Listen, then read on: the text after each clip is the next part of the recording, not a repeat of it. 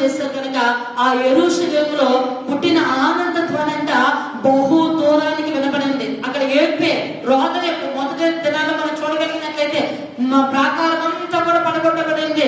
అక్కడ గుమ్మాలన్నీ కూడా అగ్నిశంత కాల్చబడ్డాయి. కానీ వారు దేవునికి మొరపెట్టారు, వారు తగ్గించుకుంటూ దేవునికి మొరపెట్టారు కనుక దాని చూడండి తగ్గింపు తాలూకు ఫలం ఎలాగుంటదంటే ఆనందమే. హల్లెలూయా.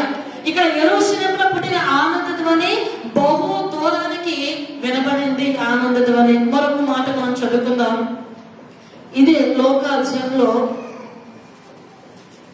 23వ అధ్యాయము 42వ వచనం మనం చదువుకుందాం.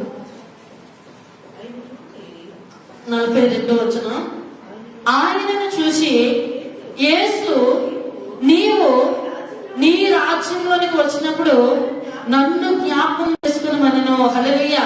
దొంగ మొట్టమొదటిగా ఏమి గ్రహించలేదు అంటే అపహాస్యం చేశారు, అధికారులు అపహాస్యం చేశారు. అయితే దొంగ ఏం గ్రహించానంటే దేవుని యందు భయం అనేది, దేవుని